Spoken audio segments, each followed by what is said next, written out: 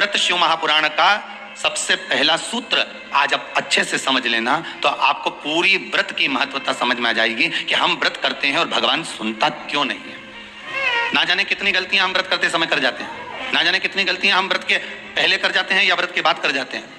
कितने सालों हो गए गुरुदेव हमको सोमवार का व्रत करते करते, कितने साल हो गए हमको मंगलवार करते करते, कितने साल हो गए हमको बृहस्पतिवार करते करते। कई ऐसी माताएं जो निरंतर व्रत कर रही हैं, निरंतर व्रत में डूबी हुई हैं, पर उसके बाद भी उनके मन में आता है कि हमारा व्रत सफल हुआ कि नहीं हुआ, भगवान ने उसको स्वीकार करा कि नहीं करा। पार्वती मैया जब व्रत करने बैठती थी तो शंकर उनके सामने आ जाते थे, सती मैया जब व्रत करने बैठती थी तो शंकर जी उनके सम्मुख में जाते थे, माँ गोरा जब व्रत करने बैठती थी तो महादेव उनके सामने आ जाते थे, उमा जब व्रत करने बैठती थी तो भगवान महेश उनके सामने आ जाते थे।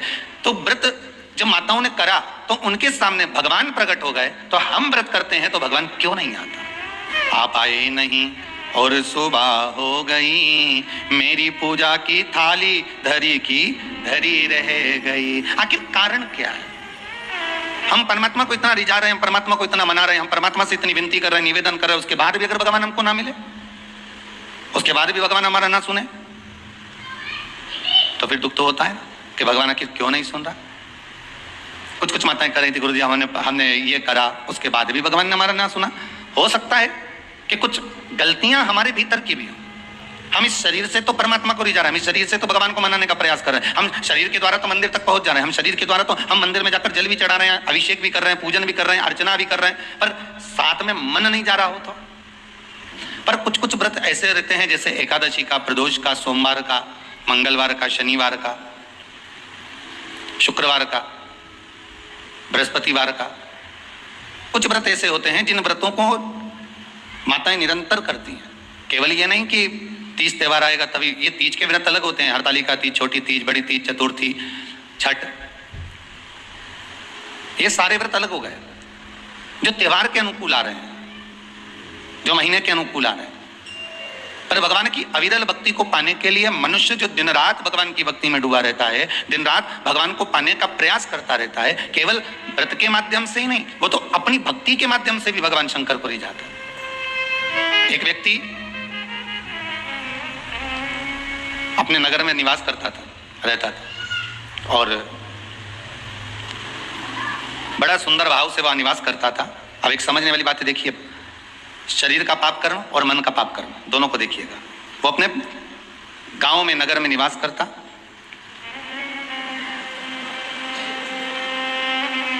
उसने जिंदगी में कभी कोई चींटी नहीं मारी,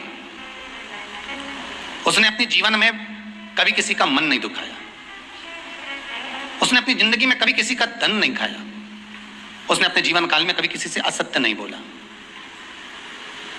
उसने संपूर्ण जीवन काल में ना असत्य बोला, ना झूठ बोला, ना कपट करा, ना बेईमानी करी, ना प्रपंच करा, ना छल करा, ना कुछ बेकार कर्म करा, कुछ भी नहीं करा। इसके बाद भी वो जब प्राणों को त्याग कर गया तो नरक भोगना पड़ा।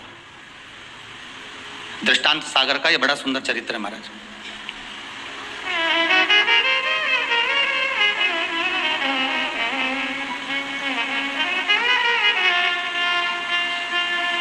नरक भोग रहा है, ऊपर गया, चित्रगुप्त महाराज बैठे थे, इसके पाप गिना रहे थे। देवऋषि नारद का वहीं पर आगमन हुआ। श्रीमन नारायण, नारद जी ने तो पूछ लिया। संत के मन में अगर कोई प्रश्न आता है तो संत तुरंत पूछ लेता है कि आखिर कारण क्या है। भगवंत के मन में अर्थात भक्त के मन में भी कोई प्रश्न आता है तो वो भी पूछ लेता कारण क्या है। तो देवऋषि नारद ने पूछा कि ये कारण बताओ कि इसने ना कभी चोरी करी, ना कभी कपट करा, ना कभी बेईमानी करी, ना कभी प्रपंच करा, ना कभी किसी को धोखा दिया, ना किसी का धन खाया, ना किसी का वैभव खाया, ना कभी मुख से अपशब्द कहा। फिर आखिर बात क्या है कि इसको इतने सारे नरक क्यों भोगना पड़ रहे हैं? 94 नरकों में से कम 50 नरक में तुमने इसको डाल दिया।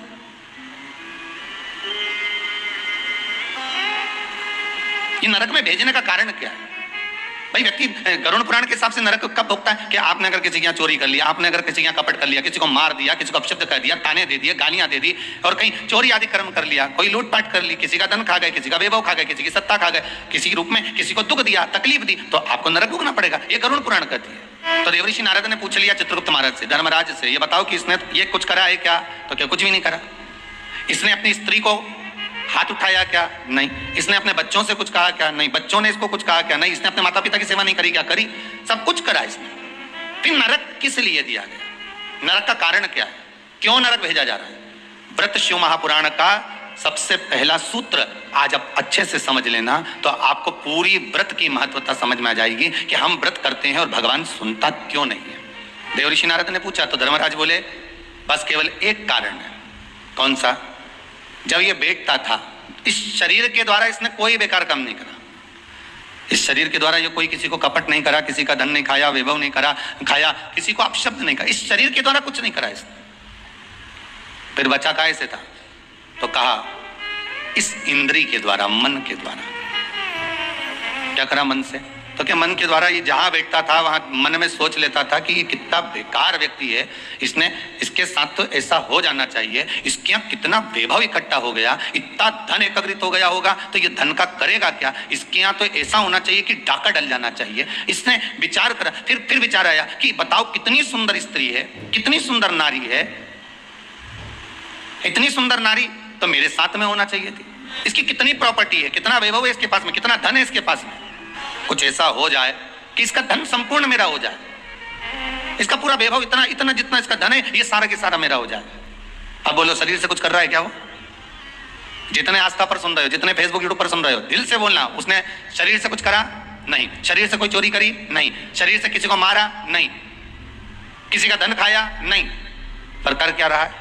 मन से उसके जो विकार उत्पन्न हो रहे हैं, मन से जो विचार उत्पन्न हो रहा है, मन से वो जो गलत सोच रहा है, मन से जो उसकी विचार धारणा चल रही है, मन चित्तवृत्ति से जो गलत विचार उसकी दृष्टि में आ रहा है, बस वो गलत उसको नरक की ओर ले जाना। एक वो कथा कहती है ना कि नियम अगर धारण करा है तो कुछ ना कुछ तो मिला है, नियम अगर धारण करा है तो कुछ ना कुछ तो मिला है। कथा पढ़ने में आई थी कि एक व्यक्ति जो खेत जाया करता था, अपना काम किया करता था, एक बार किसी गुरुजी ने कह दिया कोई नियम ले ले, तो उसने कहा कौन सा नियम लूं? अरे कुछ नियम ले ले या व्रत कर ले। तो क्या व्रत तो मेरे से बने नहीं, काम इतना खेत में रहे, कोई व्रत बने? तो एक व्रत ऐसा धारण कर ले कि नियम ले ले कोई ऐसा कि भगवान का दर्शन करूंगा, ये करूंगा, वो करूंगा, गंगा का स्नान करूंगा, कोई तो नियम ले। उसने कहा अच्छा एक नियम ले लूं। तो क्या कौन सा? तो क्या मेरे पास में कुमार रहता, बिल्कुल घर लगा लगाए, उसका मुंडा देख लूं सुबह सवेरे, बस एक बार दिन भर में 24 घंटे में एक बार देख लूं, नियम पूरा। हाँ ये नियम ले ले, पर उसके बाद ही तो भोजन करेगा। हाँ ठीक है, मैं कुमार का मुंह देखूंगा तब भोजन करूंगा। उसने नियम ले लिया, पास के पास तो रहता ही है, कर ले। ऐसा नियम धारण करा, ऐसा करा, पत्नी के लिए रोटी खा लो, पति अब भी आया, छत पे चढ़ा, कुमार का मुंह देखा, भोजन करा तुरंत। पत्नी के लो भोजन कर लो, रोज का नियम, वो चढ़े देखिए। अब आज 2 साल हो गए नियम बने, पत्नी के लो भोजन कर लो, पति बोला अब भी आया, और ऊपर गया देखने तो कुमार ही गायब था। तो क्या आज कहाँ चले गए ये? तो इसके घर चले गया, घर जाके हवाई लगाया, जैसी हवाई लगाया तो वो तो दिखा ही नहीं, उसकी पत्नी निकल के आई। क्या हो गया? पति कहाँ है तुम्हारा? क्या वो तो मिट्टी लेने गए। तो मिट्टी तो वो इतने दिन की लेके आते थे हमेशा, और रोज तो दोपहर में जाते थे, आज इतनी जल्दी कैसे चले गए? पता नहीं कहाँ गए, पता नहीं। वो ढूंढता ढूंढता ढूंढता ढूंढता चले गए सीधे वन में, जहां पर वो मिट्टी खोद रहा था, और कुमार जहां मिट्टी निकाल रहा था ये वहीं पहुंचा। जैसे कुमार ने फिर मिट्टी को खोदा, उसके अंदर से एक सोने का हंडा निकला। हंडा जैसे ही निकला कुमार खुश हो गया, ये गया, और जाते से ही इसने इसका मुंह देखा कुम्हार का। देखते से इसको तो इतनी भूख लग रही थी, ने जम के चिल्लाया देख लिया, और जो बोला देख लिया, और भागते भागते गया। कुमार ने सोचा हंडा देख लिया। अब कुमार वो अंडे को छुपा के कपड़े में इसके हाथ दौड़ दौड़ कर जाए, अरे रुक तो जा, अरे रुक तो जा, मैं दे रहा हूँ, रुक तो जा। देख लिया और के दे रहा हूँ, रुक तो जा करते करते कुमार के यहाँ से दौड़ता कुमार इसके पीछे, और ये अपने घर में गया, पत्नी से कहा जल्दी रोटी दे, और ये जीमने के लिए बैठा। कुमार आया, भाई देख आधा तू रख ले, आधा मैं रख लूं, पर किसी से मत कहना। इसने कहा क्या आधा आधा करना, ये मेरे को जो सोने का अंडा मिला ना, तूने तो क्या देख लिया, आधा सोना इसको मिल गया, आधा उसको मिल गया। वो व्यक्ति खेत पर जो काम करने वाला था वो गुरुजी के पास गया, गुरुदेव आपने कहा था एक नियम बना लो, अगर वो नियम भी अगर तुमने बना लिया तो भगवान कहीं से भी दे देता है, देता जरूर है, पर नियम तो बनाओ, कोई एक नियम तो धारण करो। एक नियम बनाओगे ना तो भगवान दे देगा, पक्का है, पर बनाओ तो।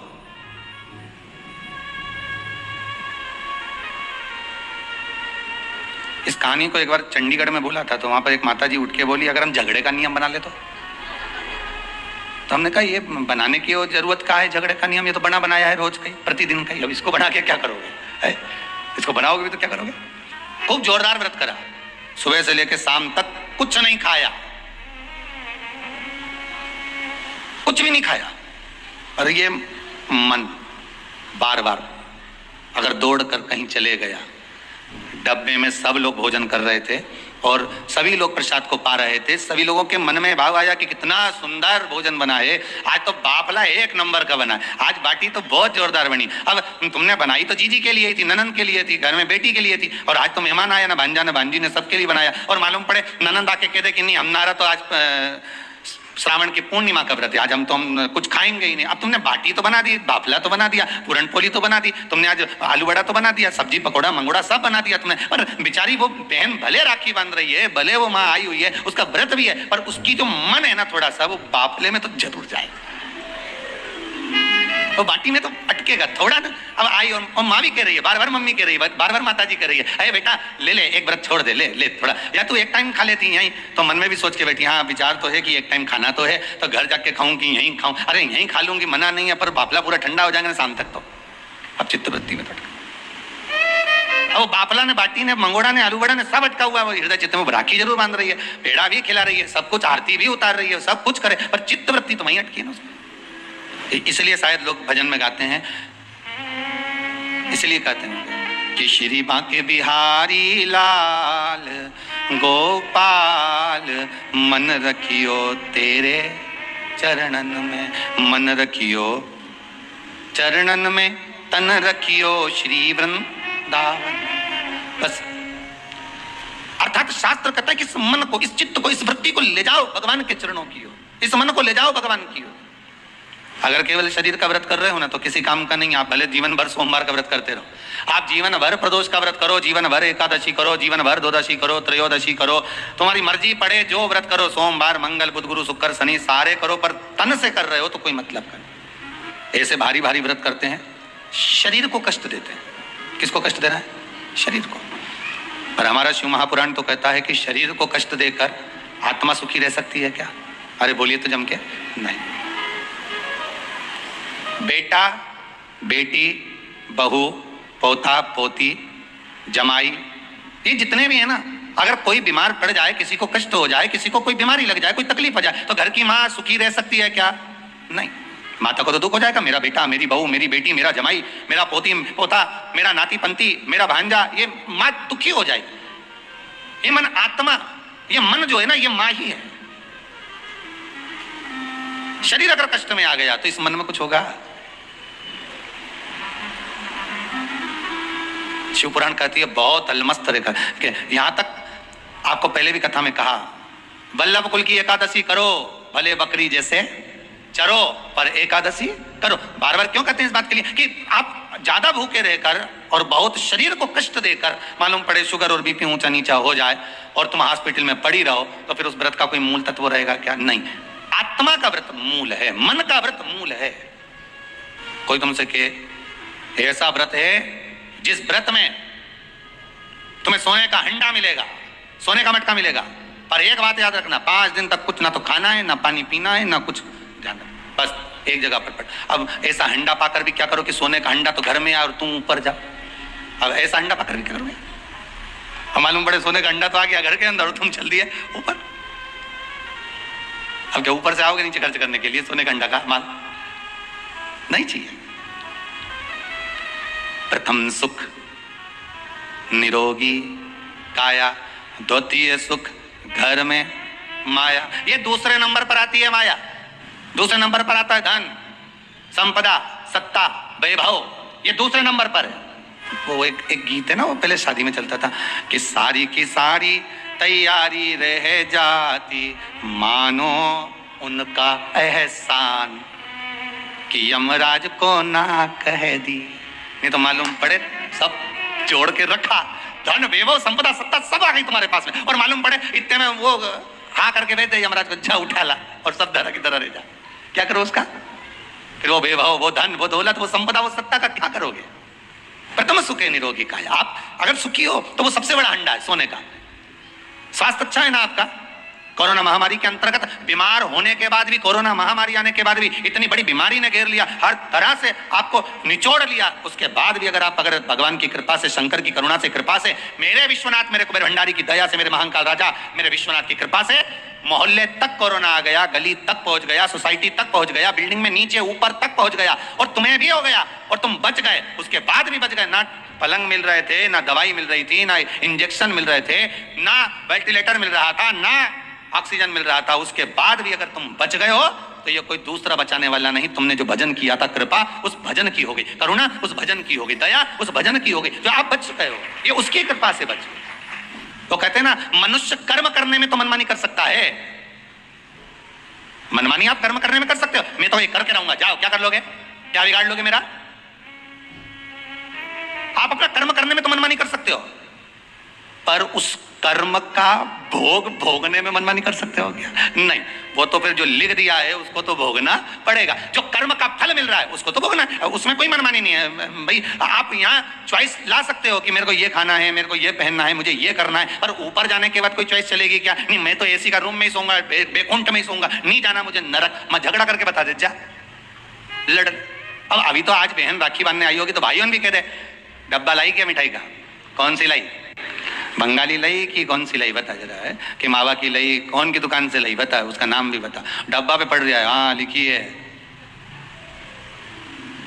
देख ली उसने। और अब फिर ये भी देख रहा है कि सोन पापड़ी लाई कि मावा की लाई, वो भी देखा। क्योंकि भाइयों भी बड़ा चतुर है, डब्बा देख के लिफाफा बनाए।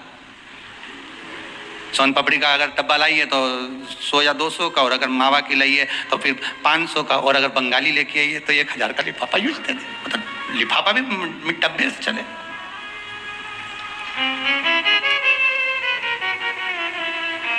और वो फिर बहन लेके आती है ना, नारियल लाती है, श्रीफल, श्रीफल गोला नहीं, नारियल का सूखा गोला नहीं, क्या लाती है? श्रीफल।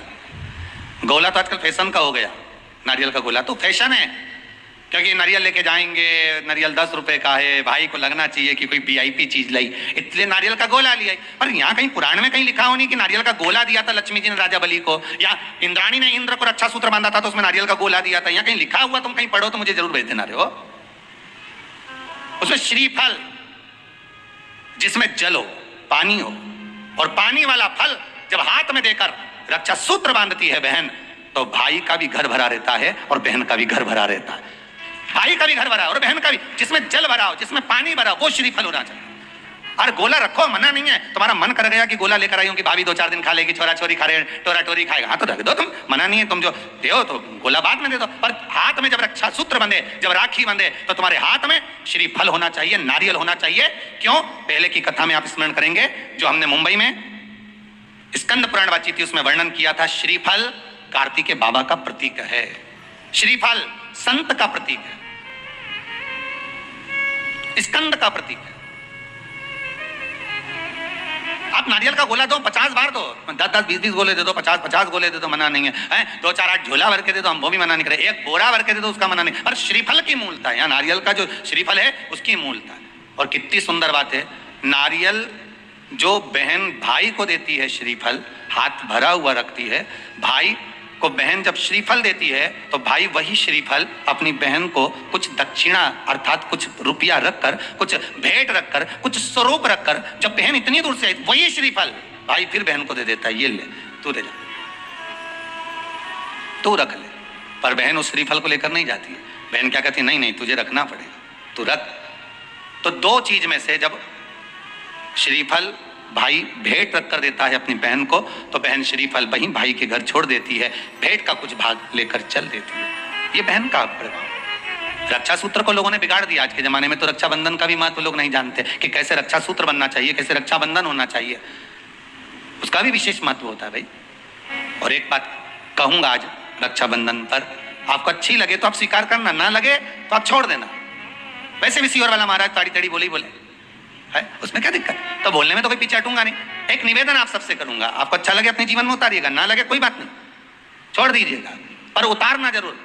बहन से प्रॉपर्टी के चक्कर में कितना भी झगड़ा चल रहा हो, बहन का भाई से एक मकान के चक्कर में कितना भी झगड़ा चल रहा हो, संपदा के चक्कर में कितना भी झगड़ा चल रहा हो, तो भी निवेदन करूंगा बहन और भाई तुम खूब लड़ो प्रॉपर्टी और जमीन के लिए, पर रक्षाबंधन के दिन कम से कम एक दूसरे के नहीं भी जाओ तो फोन लगाकर जीजी और बहन भाई से, भाई बहन से एक बार तो बात कर लो, क्योंकि धन अपनी जगह रह जाएगा साहब, वहां धन नहीं जाने वाला, आपका व्यवहार जाने वाला है, आपका प्रेम जाने वाला। माना उसने कुछ भी करा हो, अदालत में केस लगा दिया हो, 25 केस चल रहे हो अदालत में, 50 बार तुम्हें पेशी पर जाना पड़ रहा हो, 50 बार झगड़े हो गए, 50 बार तलवार लेकर खड़े हो गए, डंडे लेकर खड़े हो गए, एक दूसरे को मारने को तैयार हो गए, पर निवेदन है, एक माता के गर्भ से तुम जन्मे हो, कम से कम उस माता के दूध का फर्ज अदा करो। और एक बार कितना भी झगड़ा हुआ हो, इस आस्था चैनल के माध्यम से आज रक्षाबंधन के दिन भले राखी बंधवाओ मत बंधवाओ, पर एक फोन लगाकर तो पूछ लो, जीजी कैसी है, कब आएगी बता।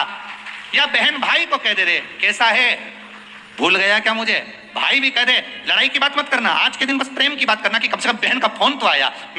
मेरा मन कहता है, मेरा दिल कहता है कि शायद दिवाली पर जितनी आतिशबाजी नहीं हुई होगी उतनी आतिशबाजी आपके दिल में होगी कि जिससे केस चल रहा है वो फोन लगाकर पूछ रहा है कि भाई ने पूछा बहन से, बहन ने पूछा भाई से कैसे हो, भाभी से बात कर लो, थोड़ा बच्चों से बात कर लो। माना अदालत में देखा जाएगा, लड़ाई झगड़े सब होंगे, सब कुछ होगा। कौरव और पांडवों की कथा तो देखो रे कितनी सुंदर है, कितनी सुंदर है।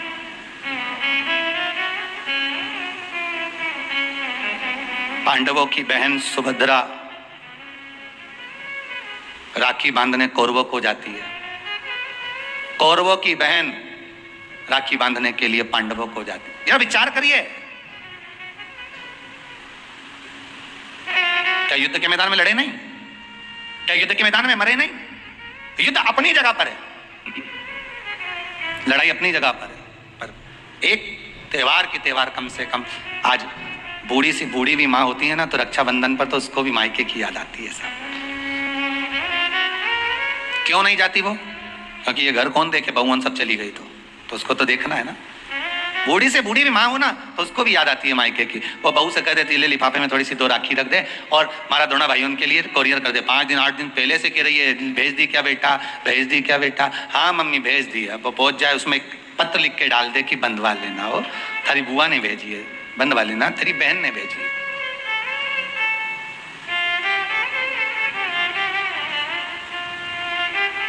झगड़ा अपनी जगह पर चलने दो साहब, लड़ाई अपनी जगह पर चलने दो साहब, विवाद अपनी जगह पर चलने दो साहब, पर इस दिल को, इस मन को एक बार तो लेकर जाओ। मत जाओ तुम राखी बंधवाने, मत जाओ तुम राखी बांधने, पर फोन तो लगा लो, एक बार तो दिल से कह सकते हो कि कैसी हो, भले कितना झगड़ा, कितना लड़ाई, कितना विवाद क्यों ना हो। अच्छा लगे तो आप अपने पास रखना, बुरा लगे तो छोड़ देना हो। और दोनों के मन में ये बात भी नहीं आना चाहिए जब फोन लगाएं तो कि समझौते के लिए लगाया होगा या धन के लिए लगाया होगा, ये भी मन में भाव मत लेकर आना, वो तो इसलिए लगाया है कि सीवर वाला महाराज बोला है।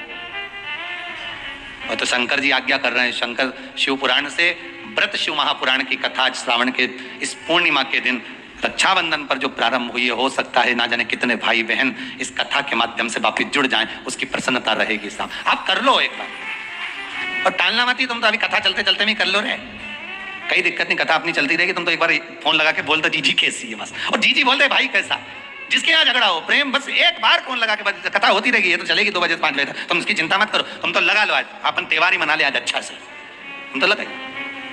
और फिर सूचना जरूर देना हो हमको, व्हाट्सएप पे जरा भेज देना, समिति के व्हाट्सएप पे कि हमारा इतने साल का झगड़ा था, बाबा ने कृपा कर फोन पे बात कराई, इतनी प्रसन्नता हुई ना, तो बड़ा ये भी हमें सुनने को मिलेगा ना, तो बड़ी आनंद होगा इस चीज। आप प्रसन्न हो, आप आनंद। शंकर की, भगवान शिव की बहन क्षिप्रिया,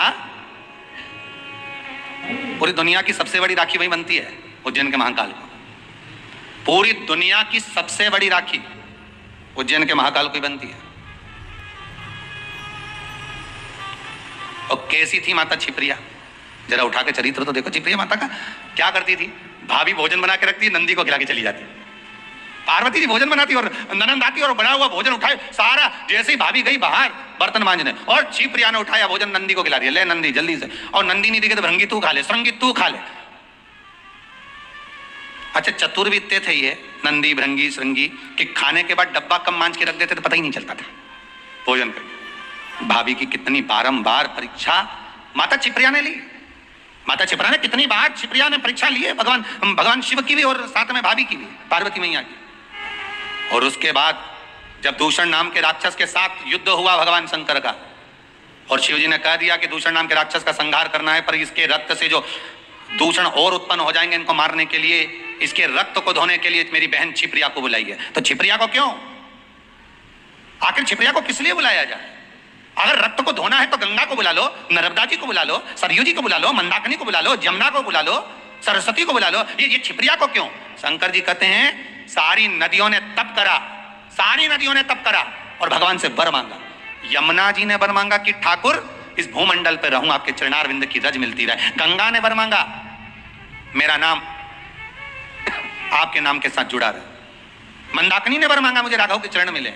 सरयू जी ने वर मांगा मुझे राम जी के चरणारविंद मिले। राम अगर अपने प्राणों को भी त्यागे तो मेरे जल में ही त्यागे, ये सरयू जी ने मांगा। केवल एक नदी ऐसी है, नर्मदा जी ने भी मांगा मेरा कंकर शंकर बन जाए। केवल एक नदी ऐसी है जिस नदी ने 33 कोटि देवताओं से कुछ नहीं मांगा, और वो नदी नहीं शंकर जी की बहन। शंकर जी क्या मांगते तुमसे? भोलेनाथ जी ने कभी तुमसे कुछ मांगा कि मेरे यहाँ 1 किलो मीठा का डब्बा लेके आओ रे? शंकर जी कभी बोले कि मेरे यहाँ तुम ये लेके आना, ने सोना लाना, ने चांदी लाना, ने अंबारी लाना, ना ये लाना? शंकर जी तो कहे तुम आ जाओ, 1 लोटा पानी हो तो चढ़ा जाओ, दूध हो तो दूध, दही हो तो दही, नहीं मिले तो बेलपत्र भी नहीं ला सको तो मेरी उठा के मुझ पे चढ़ा दो, और इतना भी नहीं ला सकते तो 3 बार ताली बजा दो, ये भी नहीं कर सकते तो शिखर का दर्शन कर लो, ये भी नहीं कर सकते तो मंदिर के सामने से निकल जाओ। बस इतना तो कर सकते हो, नहीं गाड़ी लेने भुड़ भुड़ करें देखता वो निकल जाए, बस उतने में समझ जाए बहुत है। अरे जिससे स्नेह होता है ना, जिससे प्रेम होता है, मेरे शंकर को अगर आप स्नेह करते हो, प्रेम करते हो, शिव के प्रति समर्पित हो, शंकर के प्रति आपका वात्सल्य, आपकी करुणता, आपका आनंद शिव से अगर जुड़ा हुआ है, तो मात्र गाड़ी लेकर भी निकल गए तो वो देख लेगा कि गया है अभी यहाँ से हो, और तुमने देख लिया बैठा है महादेव के अंदर, उतना ही बहुत है। आज कई माताओं का पूर्णिमा का व्रत भी होगा, ऐसा नहीं है जाएगी राखी बांधने तो कह भी देगी हमारी तो पूर्णिमा, जी जी हम तो तुम्हारे भाभी भोजन नहीं करें, भाई ननद और आती हैं तो कह भी देती है आज तुम्हारे पूर्णिमा, हम काय को भोजन करें तुम्हारे, आज हमारा पूर्णिमा का व्रत है। और कई कई तो रक्षाबंधन पे इसलिए भी नहीं आती कि जाके करेंगे क्या, राखी बांधेंगे और रोटी का बोलेंगे तो रोटी तो खा ही नहीं सकते अपन, व्रत है अपना, तो एक टाइम तो खा सको। पूर्णिमा के व्रत का तो महत्व है, एक टाइम तो भोजन कर सकते हो। आखिर जी छिप्रिया ने, शंकर भगवान की बहन छिप्रिया, आखिर इसकी इतनी बलता कैसे आ गई, इतनी प्रबलता कैसे आ गई? लोग गंगा महारानी को ज्यादा पूछें, यमुना जी को पूछें, नर्मदा को पूछें, सरयू जी को पूछें, मंदाकिनी को पूछें, पर छिप्रा की महत्वता इतनी कैसे आ गई?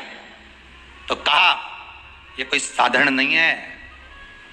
गंगा का जल उलाते तब ये दूषण नाम के राक्षस का जो रक्त है उसको धोते, या यमुना जी को सरयू जी को बुलाकर धुलवाते, पर मेरी बहन छिप्रिया आएगी, जल के वेग में आएगी, उसको ही क्यों?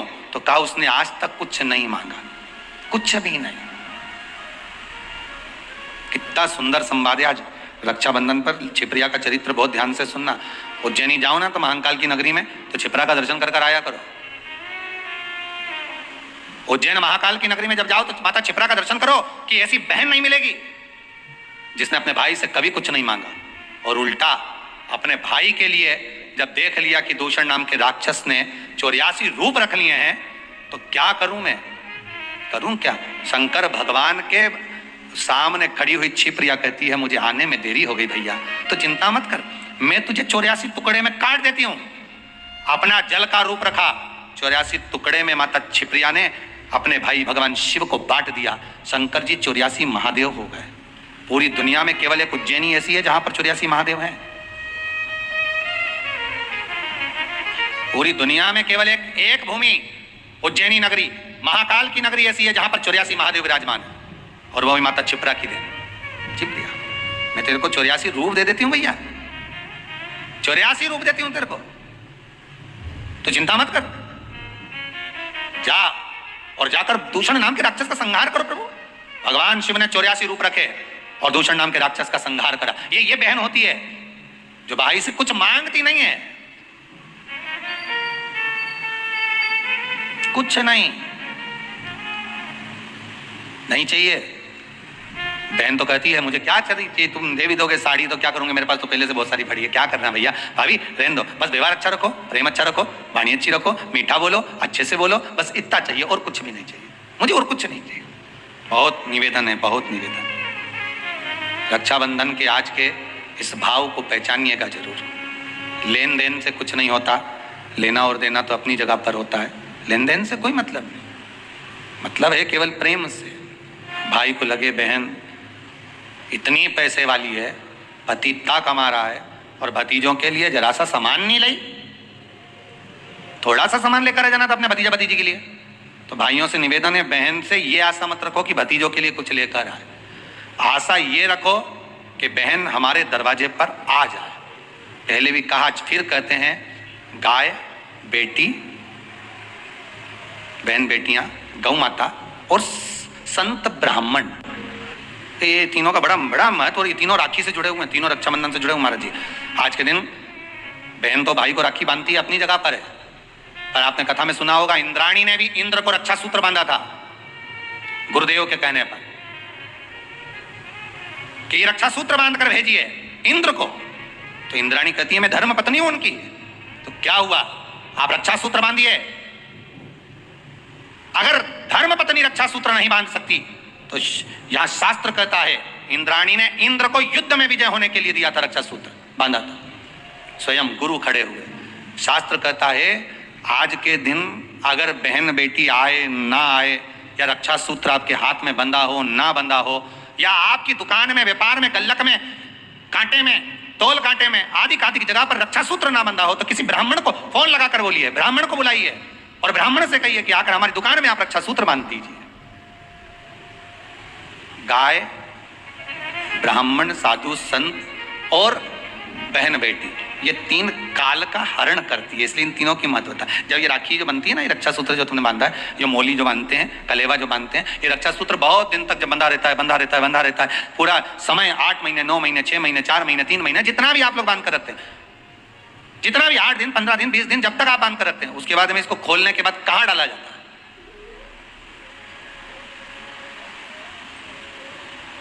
कहां दिया जाता है? दो रक्षा सूत्र को कहां डाला जाता है? तो कहते हैं जिस स्थान पर गाय को बांधा जाता है, जिस स्थान पर गाय को बांधा जाता है, उस स्थान पर इस रक्षा सूत्र को ले जाकर एक और किसी भी खूंटे से गाय के, या गाय का जो ग्वाड़ा होता है, गाय जहां बंधती है उस स्थान पर कोई कील लगी हो, कोई खूंटा लगा हो, उससे इस रक्षा सूत्र को खोलकर बाद में बांध दिया जाता है, वहां रख दिया जाता है। क्यों, किस लिए रखते हैं, क्यों जोड़ा गया इसको हिंदू धर्म में रक्षा सूत्र को गाय से क्यों जोड़ा गया? उसका कारण केवल इतना है कि गौ माता, जब तक आपने रक्षा सूत्र बांधा, इसके बाद रक्षा सूत्र आपने अगर गौ माता के उस ग्वाड़े में कहीं ले जाकर बांध दिया है, दे दिया है, रख दिया है, 33 कोटि देवता गौ माता के भीतर विराजमान होते हैं, 33 कोटि देवता गौ माता के भीतर रहते हैं। और केवल ये जो ये गाय जहां बंधती है, गौशाला जो होती है ना, गाय जहां बनती है, जहां पर गौ माता निवास करती है, हम तो कहते हैं लोग वृंदावन किससे मिलने जाते हैं? जम के बोलिए जरा, भगवान कृष्ण से, ठीक है। और भगवान कृष्ण किसको चराने जाते हैं? गौ माता। मतलब तुम कृष्ण जी के पीछे और कृष्ण जी गौ माता के पीछे। क्यों? तो उसका सीधा सीधा प्रसंग है कि गाय के ग्वाड़े में, गाय के उस आंगन में, गौशाला आदि आदि में जहां गाय बनती है, उस जगह पर अगर आपने रक्षा सूत्र बाद में बांधने के बाद 8-15 दिन, महीने बाद, 2 महीने, 4 महीने, 6 महीने, 8 महीने के बाद में अपने वहां बांध दिया, रख दिया, तो जिसके हाथ में बंधा होता है उसकी रक्षा स्वयं गौ माता में विराजमान 33 कोटि देवता करते हैं। उसकी रक्षा का सूत्र फिर वो संभालते, फिर वो आपके नहीं, फिर वो संभाले। कोई बड़ा काल आ रहा है, कोई बड़ा एक्सीडेंट होने वाला है, कोई ग्रह बेकार हो गया, उसको फिर संभालेगा कौन? वही गौ माता। गाय, बेटी और संत, ब्राह्मण, साधु, सन्यासी, तपस्वी, साधक, उपासक ये संभाल लेते। मन विचलित हो जाता है, तुम हाथ से, शरीर से भले कुछ करो ना करो। यहां तक शिव पुराण की कथा कहती है कि मंदिर में जाकर आप लोटा भर के पानी भी नहीं चढ़ाओ और मन से कह दो कि आज मैं भगवान शंकर को हृदय से, मन से, भाव से, आज मैं शिव को गंगा का जल चढ़ा रहा हूं, आज मैं शंकर भगवान को क्षिप्रा का जल समर्पित कर रहा हूं, आज मैं नर्मदा जी का जल चढ़ा रहा हूं, आज मैं सरयू जी का जल चढ़ा रहा हूं। मन से कह दिया आपने, भगवान ने उसको स्वीकार कर लिया और आपको पुण्य भी मिल गया। हम तो आप लोगों से ये भी कहेंगे, अगर आप आस्था चैनल पर कथा सुन रहे हो, भाव से श्रवण कर रहे हो, व्रत शिव महापुराण की कथा को सुन रहे हो, तो एक बात अपने भीतर उतार कर रखना, आप कुबेरेश्वर धाम नहीं आ सकते क्योंकि अभी लॉकडाउन चल रहा है, नहीं आना, पर घर में बैठकर आप मन से तो कुबेरेश्वर धाम जा सकते हो कि कथा चल रही होगी, मैं कथा सुन लेता हूं, वहां बैठकर वहीं बैठा हूं, कथा का रस स्वादन कर रहा हूं, आनंद से सुन रहा हूं, बाबा उसका भी पुण्य तुम्हारे खाते में दे देगा। उपवास में, व्रत में हमें शरीर नहीं ले जाना है, उपवास में, व्रत में हमें क्या ले जाना है? मन। बोल मेरी जीवा हरि हरि, दस दस भोजन पान करे राम नाम में मरी मरी, बोल मेरी जीवा, अभी भी नहीं बोली हरी हरी। इस शरीर को अगर रोक रहे हो कि हाँ ये नहीं खाना है, मन नहीं खाएगा, वो नहीं खाएगा। आप कह दो कि मेरे को आज भोजन नहीं करना, मन शरीर नहीं करेगा पर मन तो दौड़ेगा ना। व्रत में मन मूल है। बहुत सुंदर बात है भाई, आपसे भी कहेंगे, अच्छा लगे ठीक है, आपकी मर्जी, पर मन से भी पाप मत करो। मन से किया गया जो पाप है ना, ये शरीर के द्वारा किए गए पाप से ज्यादा भोगना पड़ता है। फिर वही वाली बात आ गई, अगर हृदय में प्रेम होगा तो प्रेम दोगे, ठीक है। ये ताली एक हाथ से बजती है, कहा दो ही हाथ से बजती है ना। आप किसी को प्रेम दोगे तो सामने वाला आपको प्रेम देगा। आप स्नेह दोगे, स्नेह मिलेगा। आप अपने भीतर कपट रखोगे, छल रखोगे, बेईमानी रखोगे, प्रपंच रखोगे, तो वो भी वही देगा आपको। टीवी कैमरे लगने लगे, लगते हैं कि लगते, दुकानों में,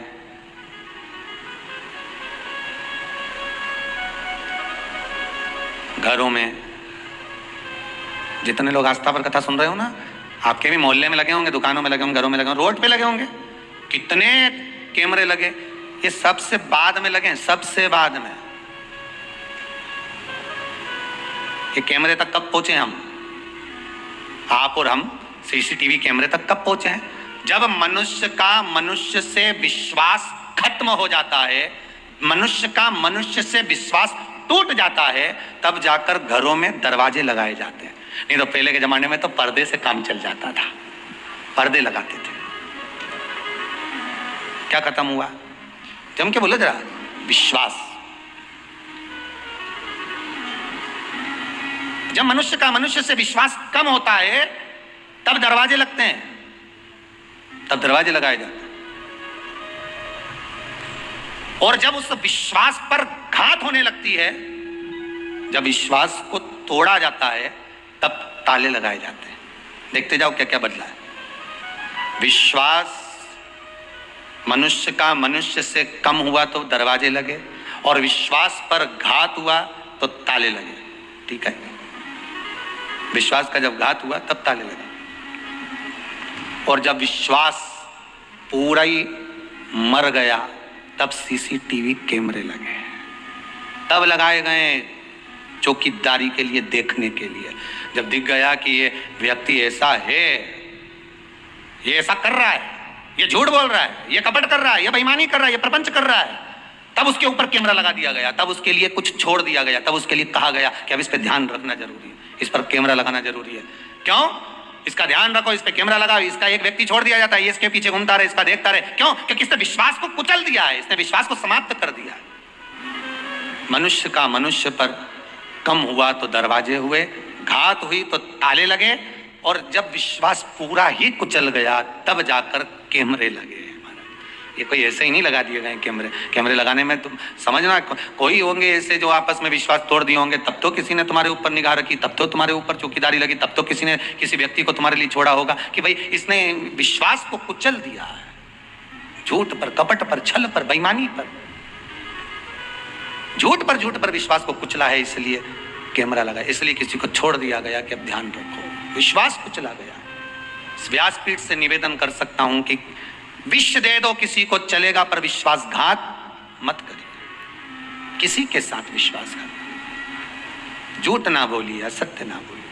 यहाँ तो शिव महापुराण की कथा कहती है, सत्यम शिवम सुंदरम।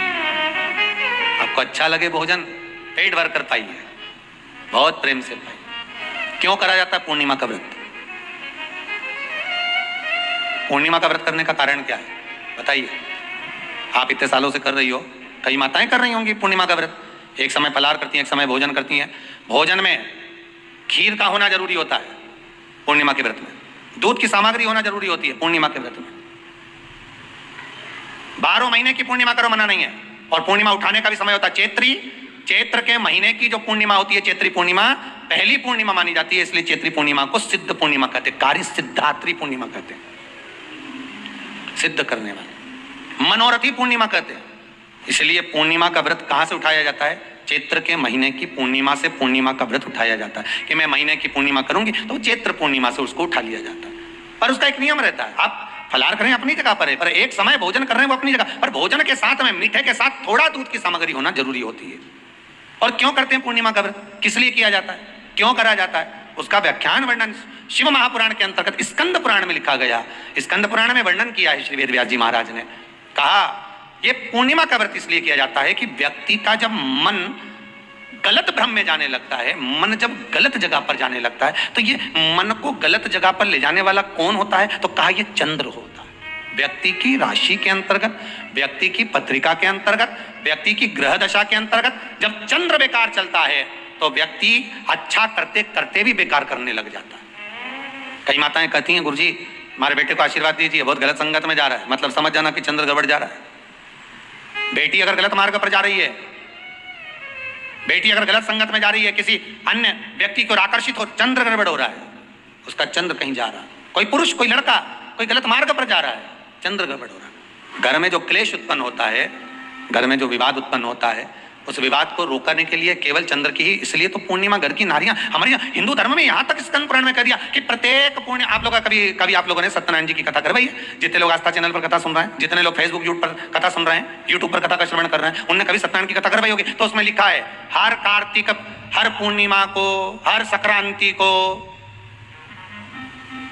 ब्राह्मण सत्यनारायण भगवान की कथा या राजा या वैश्य कथा को कराता था, या बढ़िया कथा कराता। सुनी कि नहीं सुनी बात? सत्यनारायण भगवान की कथा में लिखा है, स्कंद पुराण के अंतर्गत जो सत्यनारायण भगवान की कथा का स्मरण किया उसमें लिखा है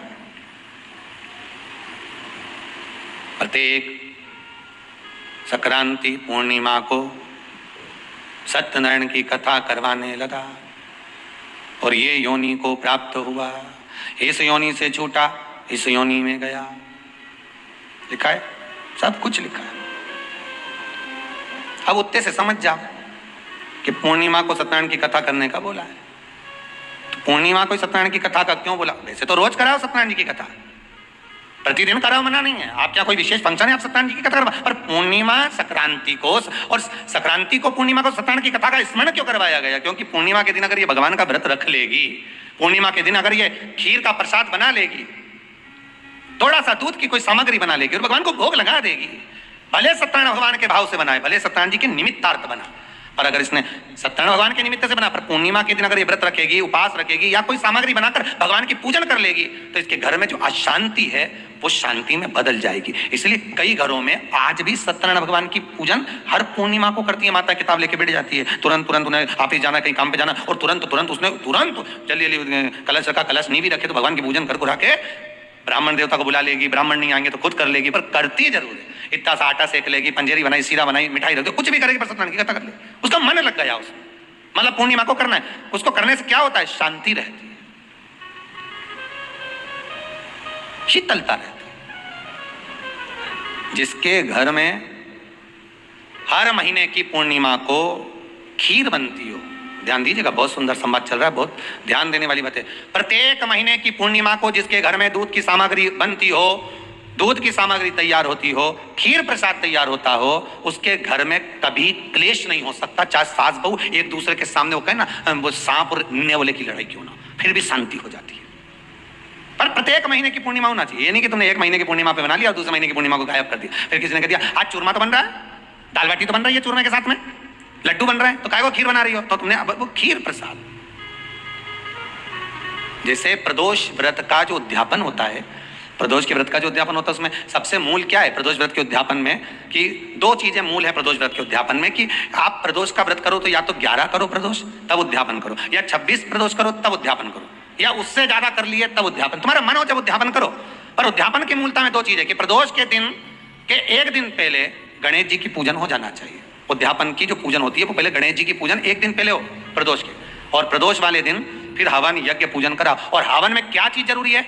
खीर बनाकर 108 बार शंकर जी की नाम की पार्वती के साथ की आहुति देना जरूरी है।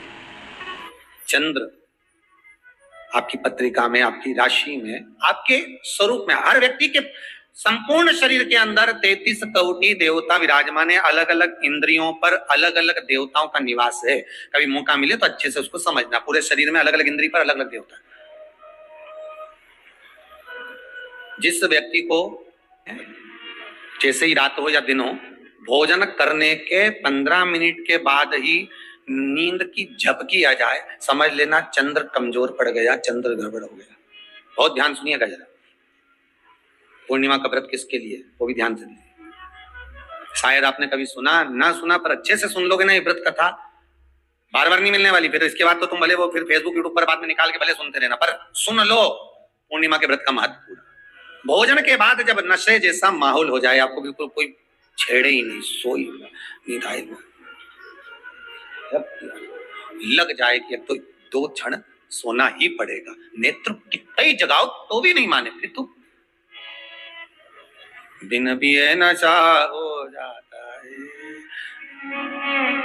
जो बोले भोले। तो ये जब ये चंद्र अपना प्रभाव दिखाता है तो भोजन के बाद आपको डुबा देता है। ठीक है,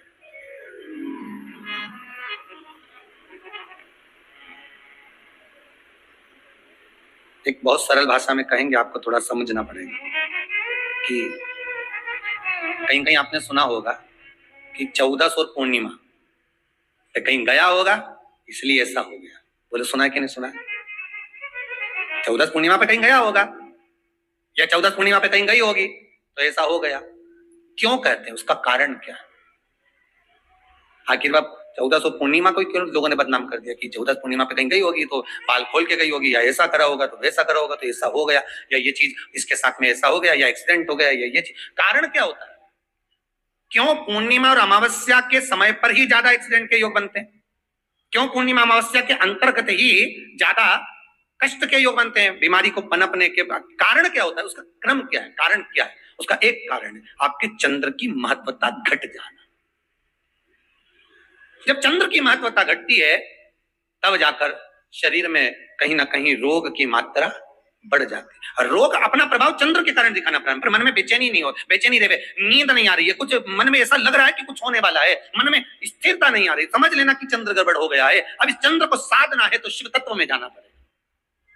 फिर कुछ मत करिए, पूर्णिमा का व्रत चालू कर दीजिए। क्या करना है? केवल पूर्णिमा का व्रत चालू कर दो। और कितना प्रभाव है पूर्णिमा के व्रत का? घर में 50 लोगों का परिवार है, 15 लोगों का परिवार है, 20 लोगों का परिवार है, और परिवार में से अगर एक पुरुष या एक स्त्री कोई भी पूर्णिमा का व्रत करता है तो पूरे परिवार के लोगों का चंद्र सवर जाता है, पूरे परिवार के लोगों का चंद्र सुधर जाता है। पूर्णिमा के व्रत का इतना प्रभाव शास्त्र कर रहा है, स्कंद पुराण कर रही है। पर व्रत कब से लेना है पूर्णिमा का? चैत्र की पूर्णिमा से। ठीक है, नहीं तो तुमने सोचा इतना महत्व सुना है पूर्णिमा के व्रत का तो मैं तो आज से नहीं खाऊंगा, आज से ले। तो ये हर कोई सब तुम्हारा मर्जी पड़े, तुम तो आधी रात को उठ के भोजन करने लगो तो ये कहीं वर्णन नहीं, तुम तो आधी रात के नहा लो तो ये कोई मतलब? तो हर चीज का एक समय होता है कि इतनी बजे उठना, इतनी बजे मंजन करना, ऐसा करना, भोजन करना, ये समय पर फलाहार करना, ये समय पर ये, तो ये सब चीज का एक समय होता है, हर चीज का एक समय। अब कथा तुम दिन में सुन लो, शाम के सुन लो, अब आधी रात को तुमको कोई उठा के 1 बजे रात के उठ, भेरू उठ जा, कथा सुन ले, तो भेरू उठेगा? और आधी रात को भेरू उठ भी गया ना तो तुम्हें भेर भी बना देगा। कथा सुनने वाला है। हर चीज का एक समय होता है कि आपको ये समय पर आपको ये ग्रहण करना है, आपको इस समय पर भगवत स्मरण करना, आपको इस समय पर नाम जाप करना, आपको इस समय पर भगवान की भक्ति को धारण करना। परिवार में अगर किसी ने एक पूर्णिमा का व्रत कर रखा है, एक व्यक्ति ने भी करा है, तो 50 की ग्रह दशा जब उसके स्पर्श में आती है, पूर्णिमा का जो व्रत होता है ना, स्पर्श का सुख दे जाता है। बहुत बहुत ध्यान दीजिएगा। जैसे आपने किसी ने पानी मांगा, आपका पूर्णिमा का व्रत है, और भले आप उठ के पानी लेने नहीं गए क्योंकि आपका व्रत है, क्योंकि जिसका व्रत होता है बेचारी वो तो ज्यादा कुछ करती नहीं पाती, पर किसी ने आपको पानी लाकर तो दिया ना। अब पानी लाकर जिस व्यक्ति ने दिया उसका स्पर्श तो हुआ ना। ये अभी गई थी ना दूसरी लहर कोरोना महामारी, इसको देख लो, इसको टच किया, इससे टच होकर उस पर गया, उससे टच होकर उस पर गया, तो ये कोरोना महामारी। अब जब ये कोरोना महामारी टच करने से फैल सकती है तो व्रत का पुण्य टच करने से क्यों नहीं बढ़ सकता? विचार करिएगा जरा, उसका भी तो पुण्य। अब आपने किसी को जल दिया जिसका व्रत था उसको जल दिया।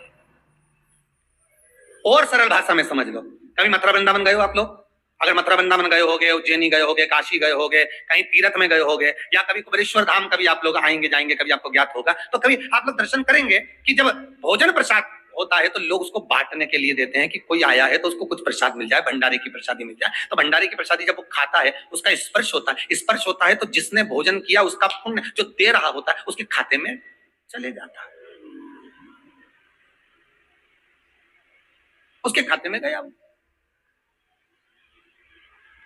पूर्णिमा के व्रत का नियम है घर में एक सदस्य भी कर रहा है, किसी ने उसको भोजन बनाकर थाली में कुछ प्रसाद फलाहार सामग्री दी, उसका स्पर्श बड़ी बहू को हुआ, बड़ी बहू रसोई घर में गई, उसने बाकी की चीजों को छू लिया, उसको देवरानी ने छू लिया, देवरानी ने कोई बर्तन छुआ, उससे तीसरी देवरानी ने देखा, उसने कोई चीज छू ली, तो वो छूते छूते छूते छूते वो पूर्णिमा का प्रभाव पूरे घर के लोगों को हो जाता है और उनका चंद्र इतना प्रबल हो जाता है कि अपने आप उनकी बेचैनी, उनकी आलसता समाप्त हो जाती है। नहीं तो एक व्यक्ति के कारण पूरे चंद्र दशा खराब,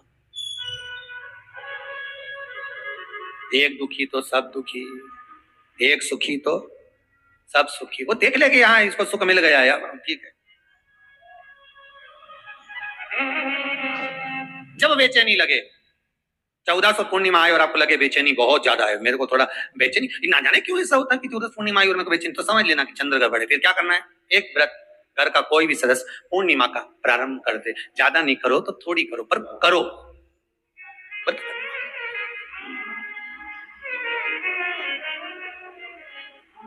बहुत क्लेश हो रहा हूं,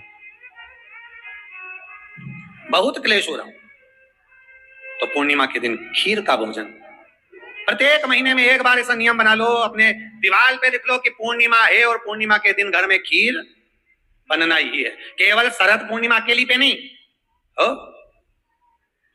तो एक पूर्णिमा पे तो बनाते हो खीर, शरद पूर्णिमा के दिन तो खूब जोरदार बना बुना कर डोलची के छत पे धर दो। तो बच्चे पूछ ले मम्मी ये छत पे क्यों रखी है, तो क्या अमृत गिरेगा? अब बोलो जम के जरा, क्या गिरेगा? अमृत गिरेगा। अच्छा, अब शिव महापुराण की कथा स्कंद पुराण तो कहती है पूर्णिमा के महत्व को जो दर्शाया जाता है कि शरद पूर्णिमा के दिन चंद्र में से अमृत तत्व गिरता है, गिरता है। पर कब गिरता है? अरे जम के तो बोलो, जब उस खीर का ढक्कन हटा हुआ, केवल खीर का नहीं अपना भी ढक्कन हटाओ, तभी तो अमृत गिरेगा।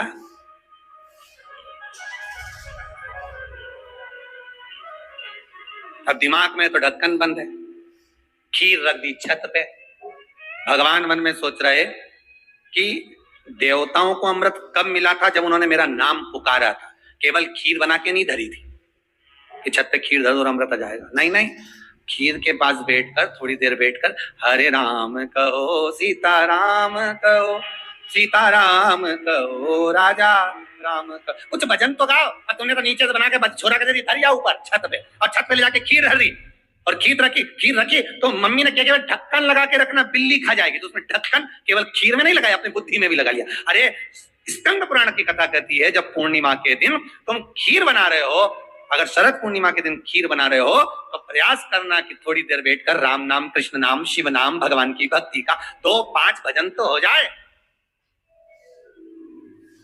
अब दिमाग में लगा ढक्कन, खीर में भी लगा दो ढक्कन, अमृत कहां से झड़ेगा?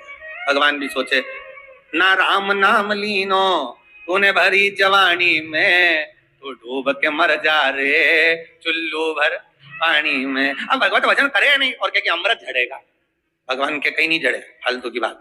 राम नाम बोलती तो अमृत झड़ता, कृष्ण नाम बोलती तो अमृत झड़ता, भगवान का भजन करती तो अमृत झड़ता। इसलिए शरद पूर्णिमा पे मंदिरों में जो खीर बनती है ना, तुम्हारे घर की खीर और मंदिर की खीर के मिला के देखना जरा, दोनों में स्वाद किस में आए, जरा मिला के देखना। मंदिर की खीर में स्वाद आ जाए, क्यों? वहां भाइयों बैठ के खूब भजन गाए, आवा का हंडा में तातो धरो पानी, नीना भोला नवा के। अब दिन रात के जो भजन गाने पिली ने 9 बजे से लेकर 12 बजे रात तक खूब गाया, वो भजन का जो अमृत था वो खीर में मिल गया, खीर में मिला तो स्वाद आ गया। अब तुम तो गाई ही नहीं, तो डब्बा में कहीं खास स्वाद है।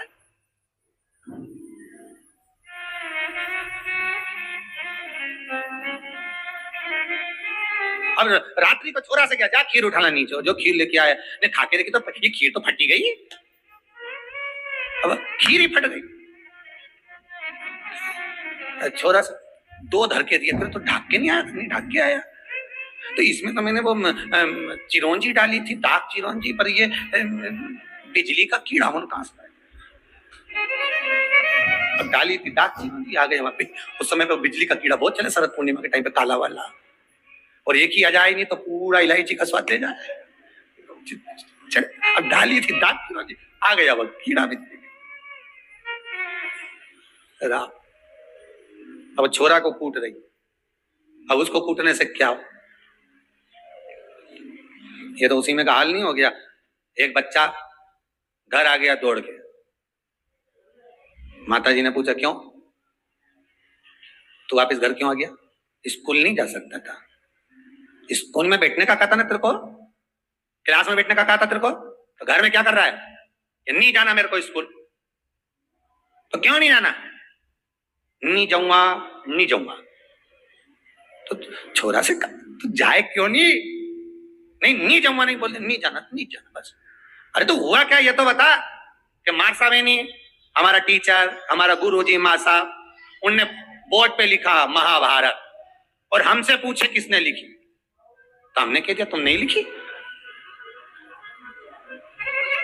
तो उन्होंने हमको खूब मारा, तो अब स्कूल नहीं जाऊंगा। हम कौन से अलग बात बोल रहे, हम भी तो बोल रहे कि टीचर ने लिखी, मार साहब ने लिखी। तू नहीं सुधरेगा कभी जिंदगी में। हम तुमसे इतना सा पूछ रहे हैं, महाभारत किसने लिखी? मार साहब ने लिखी, टीचर ने लिखी। और देखो मम्मी, भाई सुन ले, भाई तू भी सुन ले, अब बार बार महाभारत की मत पूछना मेरे से। एक बार बोल दी मैंने उनने लिखी, उनने लिखी, उनने लिखी, अब बार बार मत पूछना।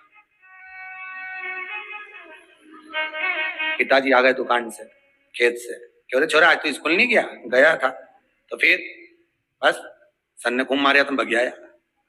क्यों भग के आया? ऐसा क्या कर दिया तूने? मार साहब खुद लिखे, बोर्ड पे लिख दी महाभारत, और मुझसे पूछ रहे महाभारत किसने लिखी। मैंने भी कह दी तुमने लिखी। तो मार साहब ने घूम मारा, मैं अब नहीं जाऊंगा।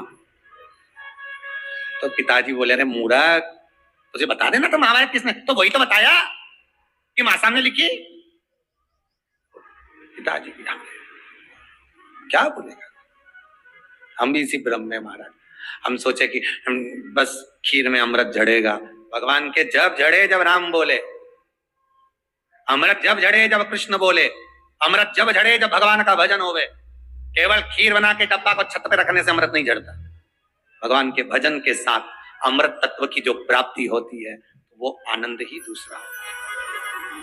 किसी ने भजन में गाया है, आपने सुना होगा, अमृत है हरि नाम प्रभु का, अमृत है हरि नाम प्रभु का, इसे छोड़ विष पीना क्या, हरि नाम नहीं तो जीना, प्रभु नाम नहीं तो जीना क्या। ये अमृत तत्व भगवान की भक्ति का होना चाहिए।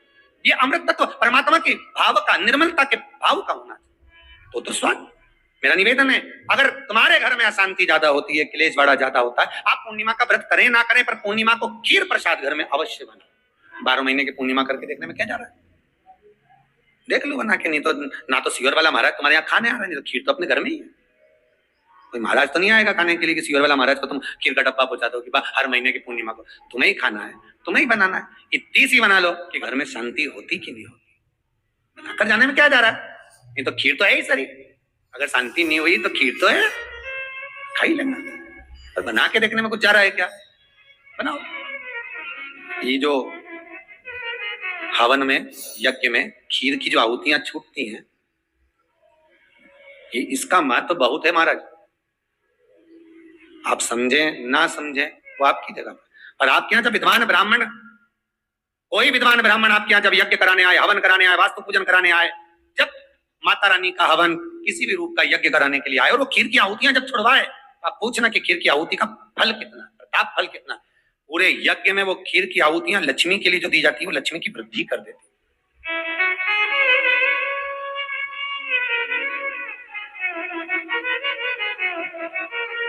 उसका महत्व कितना बढ़ जाता है, उसका महत्व कितना प्रबल हो जाता है। खीर क्या बनाइए।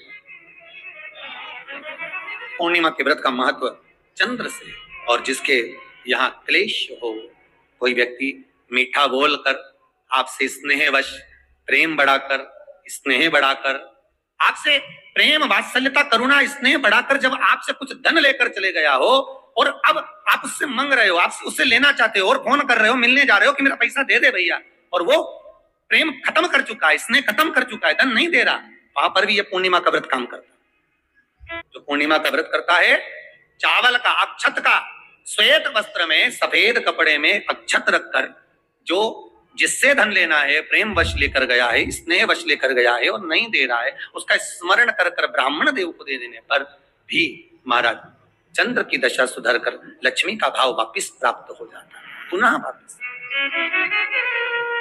चंद्र से शिव भी जुड़े हैं, चंद्र से नारायण भी जुड़े हुए हैं। महाराज देवऋषि नारद का आगमन हुआ, नारद जी ने पूछा क्या बात है चंद्र, तुमने मुझे याद क्यों किया, कारण क्या है वो तो बताओ। चंद्र का कहना मेरी काया का रोग हो गया, मेरी काया गिर रही है नीचे, टपक टपक कर गिर रही है, मेरी काया का रोग है, मुझे क्या करा जाए। तो कहा एक काम करो, देवऋषि नारद बोले शंकर का स्मरण करो।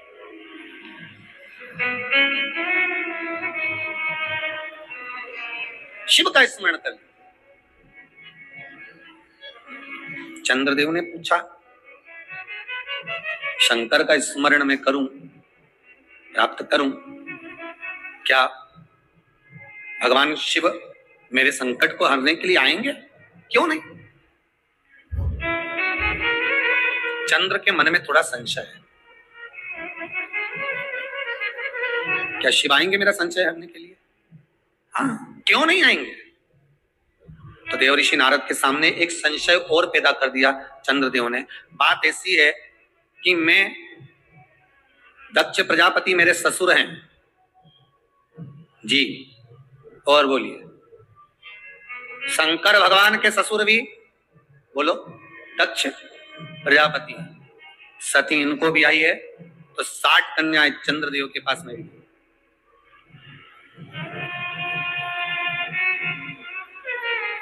उसमें रोहिणी से अधिक प्रेम है, अधिक। ये मेरे साधु भाई हैं, ये मेरे रिश्तेदार हैं। क्या एक रिश्तेदार दूसरे रिश्तेदार का रोग मिटा सकता है कि रोग बढ़ा सकता है? चंद्र के मन का संशय देखिए, फिर वही वाली बात आ गई। व्यक्ति शरीर से गलती नहीं करता, मन से बहुत गलतियां कर जाता है। आप किसी व्यक्ति से कभी मत झगड़ो, लड़ाई मत करो किसी व्यक्ति से, किसी व्यक्ति से लड़ाई मत करो आप, और अंदर से लड़ाई करो, मन की मन सोचते रहो उसका ऐसा हो जाए। एक कथा थी ना, एक चंदन का व्यापारी चंदन बेचने के लिए आया, राजा के महल में आ गया।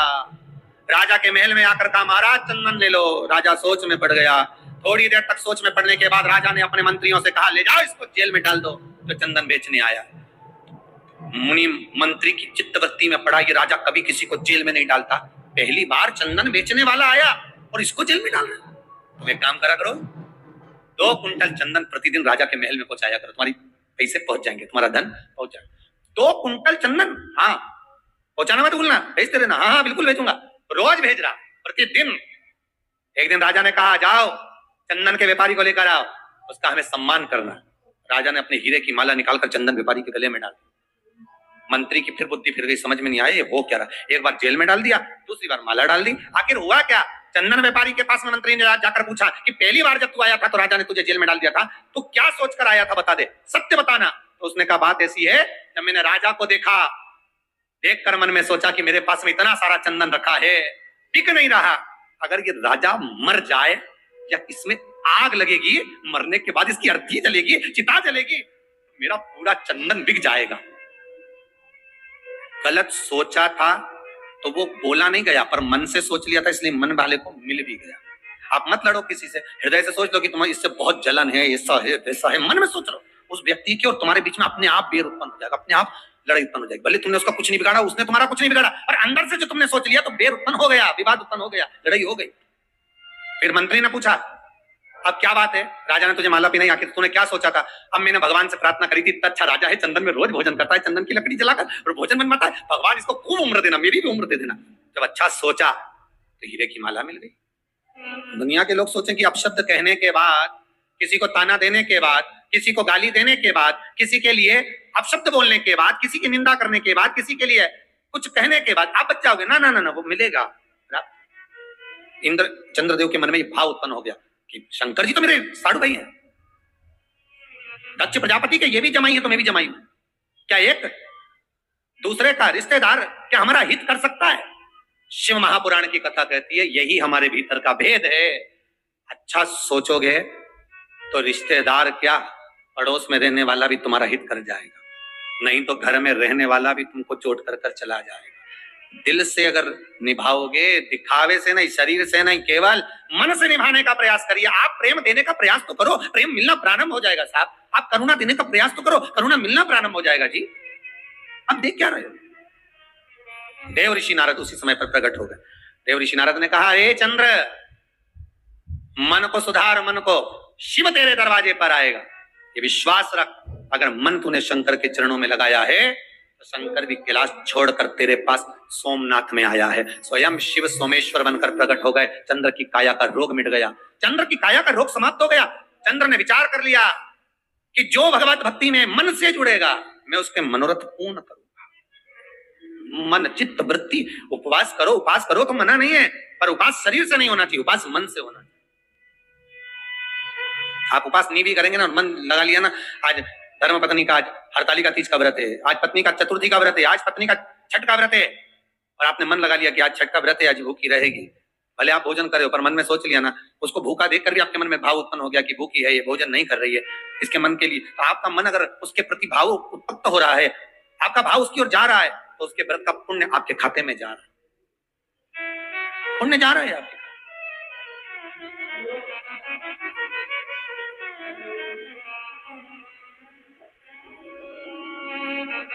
आप मन से जुड़िए। ये व्रत जो शिव महापुराण की कथा चल रही है, शंकर की कथा का जो अनुमोदन कर रहे हैं, उससे मन से जुड़ना है हमको। हमें जानना है कि व्रत की महत्वता कैसे प्रकट होगी, हमें व्रत कैसे लगेगा। पूर्णिमा का व्रत करो, पर चैत्र के पूर्णिमा से प्रारंभ करो। नहीं कर सकते, खीर बनाना, आप पूर्णिमा की पूर्णिमा प्रारंभ करो। ग्रह शांति, घर की शांति, आनंद की, उमंगता की, उत्साह।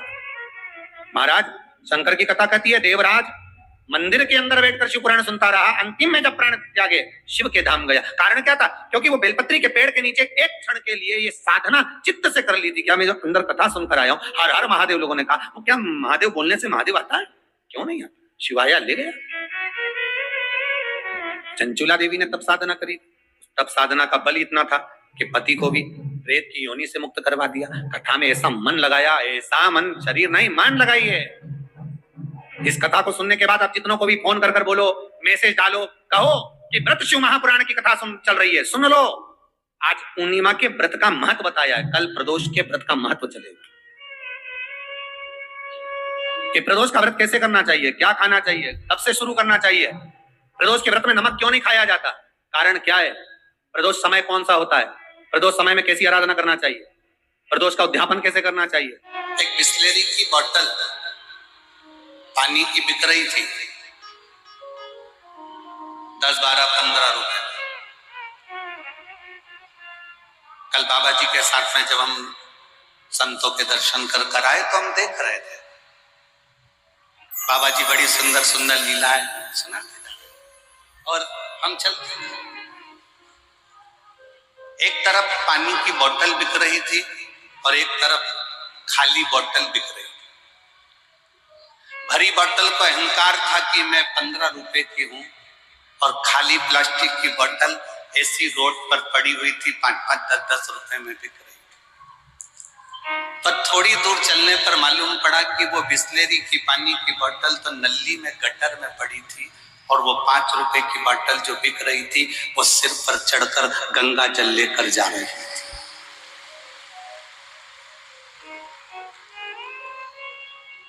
मन में आया कि गजब कर दिया, प्लास्टिक की बोतल तूने, एक प्लास्टिक का डब्बा बाथरूम में पड़ा रहता है जो लोग उसको सिर पर नहीं रखते हैं, एक प्लास्टिक का डब्बा वॉशरूम में पड़ा हुआ है जिसको कोई सिर पर रखता नहीं है, और एक प्लास्टिक की बोतल जो गंगा जल के स्पर्श में आ गई, एक प्लास्टिक की बोतल जो गंगा का जल का संग कर लिया, तो घर जाकर गंगा जल तो पुजाया, साथ में वो प्लास्टिक की बोतल भी पुजा गई। जरा विचार करिए, गंगा जल का साथ प्लास्टिक की बोतल ने करा तो वो बोतल भी पूजा जाती है, और यदि गंगा जल का साथ आप और हम करेंगे तो क्या जगत में पूज्यमान नहीं हो पाएंगे? क्या आप और हम जगत में ना पूजेंगे? शिव को अपने भीतर बिठाओ, शंकर को अपने दिल में बिठाओ। एक प्लास्टिक की बोतल भी भले 5 रुपए की है, भले 3 रुपए की है, भले 8 रुपए की है, पर गंगा के जल का साथ लेकर वो प्लास्टिक की बोतल भी पूजा जाती है। जिसपे संसार की न्यूज छपी, प्रेस में गया, संसार की न्यूज छपी, न्यूज़पेपर बन गया। न्यूज़पेपर बनकर घर में गया, घर से रत्ती में गया, रत्ती से कटकर पोहे की दुकान पर गया। समोसा खाने के काम आ रहा है,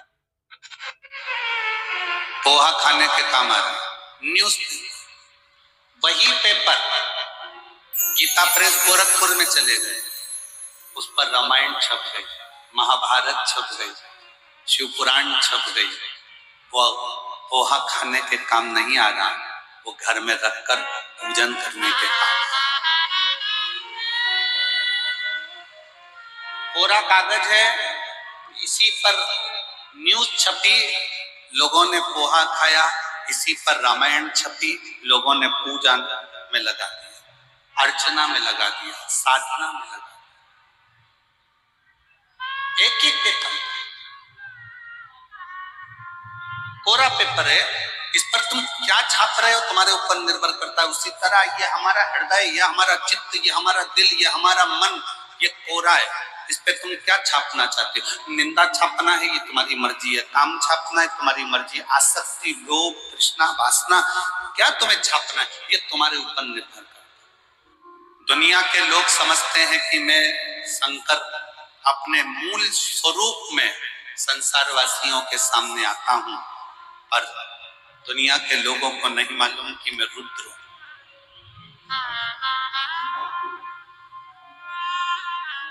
मैं रुद्र हूं।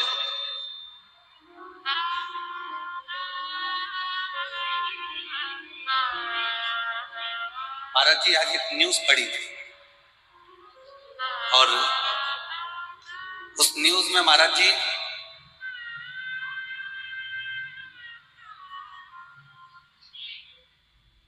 एक पिताजी, उसका नाम कुछ लिखा था बेटा गुरु वगैरह कुछ ऐसा, पिताजी यहाँ पर कुंभ नहाने के लिए आए थे,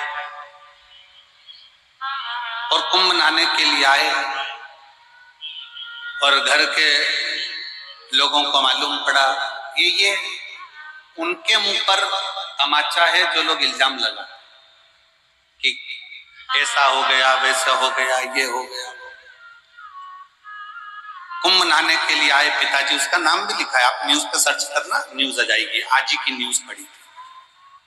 पिता कुंभ नहाने आए थे, बच्चों को सूचना मिली कि ऐसा हो गया, और पिताजी चले।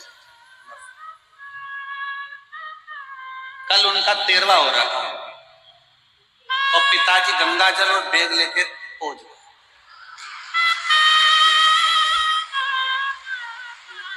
न्यूज है, उसमें उसका नाम भी लिखा था बेटा गुरु। गांव का नाम लिखा है कि इस गांव के थे, और लोगों ने सूचना कर दी वो मर गए, मर गए, मर गए। और उनका घर के लोगों ने 13वां भी कर, 13वें के दिन ही गंगा जल लेके और बैग लेके पहुंच गए। तो उन्होंने कहा कौन मर गया? पिताजी पूछ रहे हैं, खुद बेटा गुरु पूछ रहे कौन मर गया? तो औलाद अंदर घुसा और दरवाजा बंद कर लिया, बाप जिंदा कैसे हो गया? 3 चीजें, पहले नंबर पर दाम, दूसरे नंबर पर नाम, और तीसरे नंबर पर राम। जम जम के बोलो कौन कौन सी है? दाम, दाम मतलब पैसे। दूसरे नंबर पर नाम मतलब अपनी शोहरत, अपना नाम, अपनी प्रतिष्ठा। और तीसरे नंबर पर जम के बोलो, 3 चीजें हैं, दाम, बोलो दाम, नाम, राम। शिव महापुराण की कथा में स्वयं शंकर पार्वती जी से कहते हैं, शिव कहते हैं पार्वती को, श्री शैलम की पवित्र भूमि पर मल्लिकार्जुन में जब षडानंद कार्तिकेय जी को ढूंढने के लिए गए, महाराज जी इस बच्चे के दोनों पांव खराब हो चुके। ये जो खड़ा है, नोएडा में जब कथा हुई थी तो इसका पत्र पढ़ा गया, इसके दोनों पांव डॉक्टर ने कह दिया था ये चल नहीं सकता, और इतनी तकलीफ हो गई थी कि 1 साल तक पलंग पर रहकर कार्य। पर धन्य है इसके माता पिता और इसके परिवार के लोग कि 1 लोटा शंकर को जल चढ़ा कर इस बच्चे के पांव पूर्ण ठीक कर लिए और खड़ा।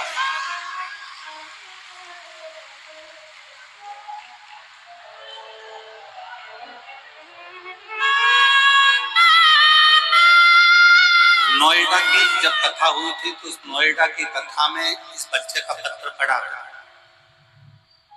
और नोएडा की कथा जिसने सुनी होगी उसको ज्ञात है, और नहीं तो आज उस नोएडा की कथा का जो पत्र लिखा हुआ होगा, शिव की कृपा कितनी होती, शिव की दया कितनी होती।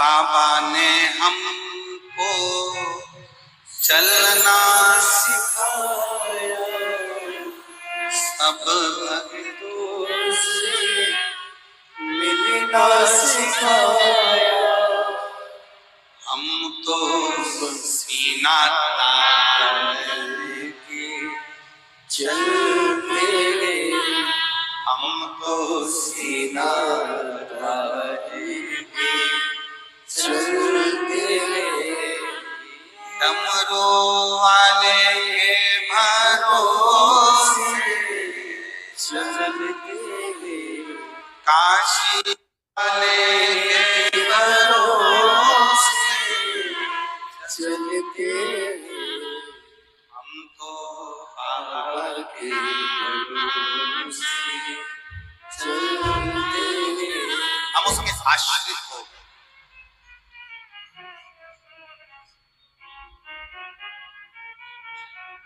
पांच कर्मेंद्रिय, पांच ज्ञानेंद्रिय और एक मन, ये 11 इंद्रियों को आपने संयमित कर शिव पर छोड़ दिया।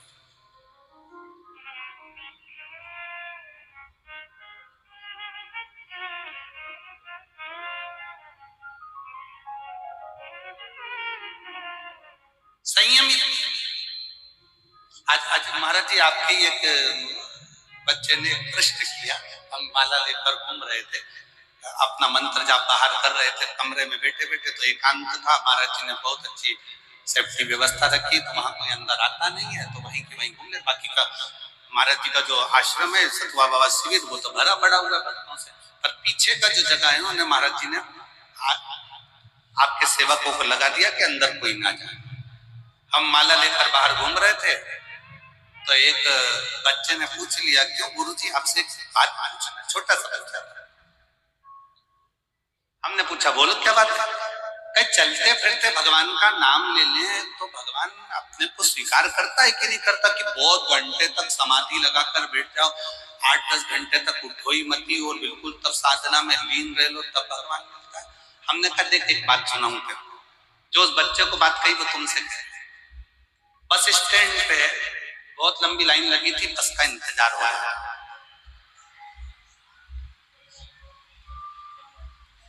उस बस के इंतजार में एक भिखारी भी खड़ा था, बस आने में देरी हो रही थी।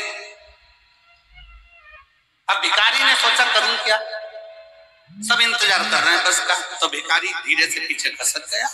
उसने जितने लोग लाइन में खड़े थे, भैया 5 रुपए दे दे, भैया 5 रुपए दे दे, भैया 5 रुपए दे दे, सबसे 5-5 रुपए मांगे, 50 रुपए इकट्ठे करके ऑटो वाले को हाथ दिया, बैठा, निकल। और जो बस में लाइन में खड़े थे वो लाइन में खड़े ही थे। हमने उस बच्चे से कहा, एक जगह पर स्थिर होकर भगवान को पुकारोगे, हो सकता है आए कि नहीं आए। भिखारी जैसा काम करो, नाम जपते जपते निकल, चलते फिरते निकलो, जहां तुम्हारा मन पड़ जाए तहां चिल्ला कर कह दो, श्री शिवाय नमस्ते, बोल बम का नारा है सारी समस्या का हल। जहां तुम्हारा मन पड़ जाए तहां से निकलो तो श्री शिवाय नमस्ते कहते कहते राम नाम, कृष्ण नाम, शिव नाम जप जप जप। कब तक इंतजार करेंगे एक जगह पे बैठकर, भगवान आएगा आएगा आएगा। इसलिए खाते पीते चलते फिरते नाचते गाते कैसे भी जपो, नाम जपो। कलियुग केवल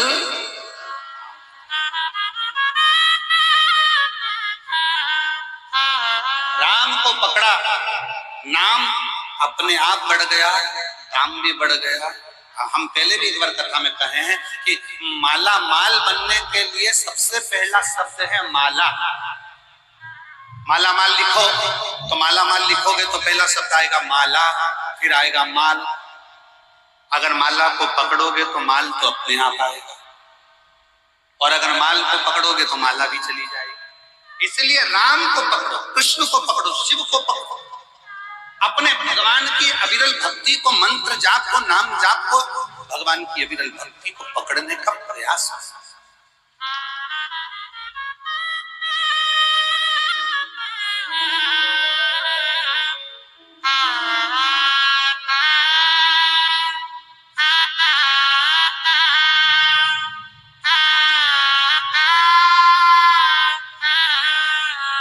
उस परमात्मा को पकड़ने, और जितना दिल से पकड़ोगे, दिल से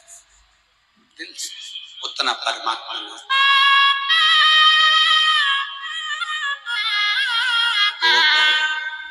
सताओ ना हमें लोगों, हमें दिल की बीमारी,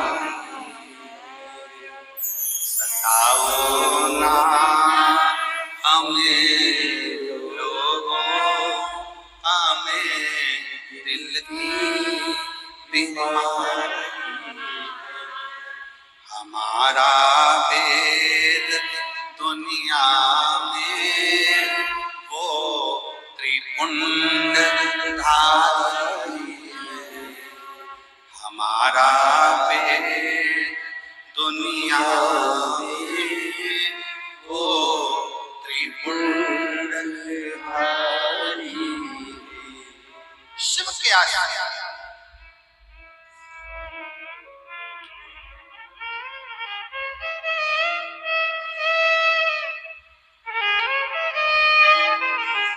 और जब आप शंकर के आश्रित हो जाओगे, राम नाम, कृष्ण नाम, शिव नाम के आश्रित हो जाओगे तो शिव तुम्हारा होगा।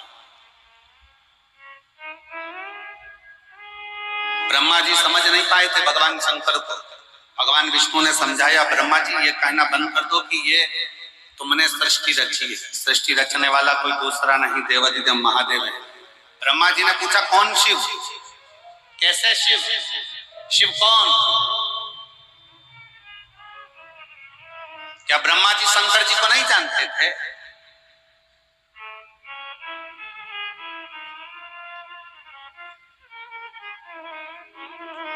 जब बंटवारा हो रहा था ना, सारे के सारे लोग बांट दिए गए, सारे लोग बांट दिए गए, ब्रह्मलोक, वैकुंठ लोक, सारे लोग बांटे गए। केवल एक लोक बचा था, वो मृत्यु लोक था, पृथ्वी। इसका कोई देवता बनने को तैयार नहीं था।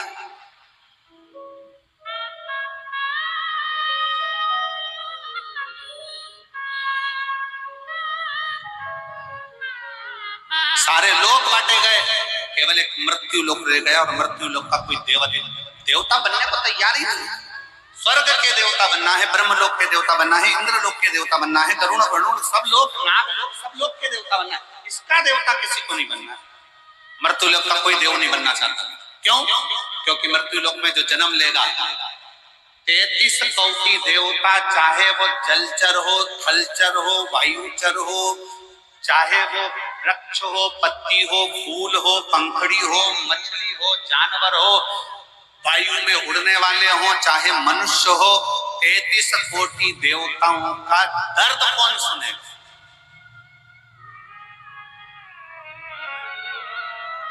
उनका कष्ट सुनकर उनके दुख कौन हरेगा? और कितनों के दुख हरेंगे, कितनों के दुख। ब्रह्मा जी ने सृष्टि का निर्माण कर दिया, अब सृष्टि को छोड़ कौन कौन देखेगा? तो मृत्यु लोक का कोई देव बनने को तैयार नहीं था, पृथ्वी का कोई देवता बनने को तैयार नहीं, मृत्यु लोक का कोई देवता नहीं बनना चाहता। तब भगवान विष्णु ने भगवान शंकर से प्रार्थना करी, भोले बाबा, हे ओ घड़दानी, त्रिकालदर्शी, कैलाशी, अविनाशी, हमारा एक निवेदन है, आप स्वीकार करेंगे?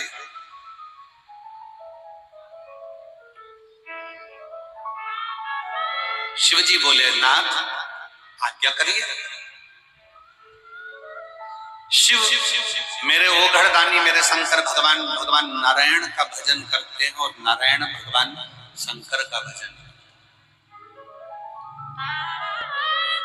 राम भजने वाले को शिव मिलता है और शिव भजने वाले को राम जरूर मिलता है। आप जपो,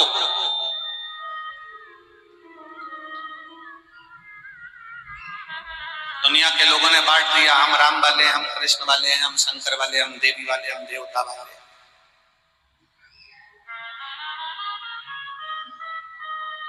ये दुनिया बांट दी है, पर शिव महापुराण कहती है सब एक, सब एक।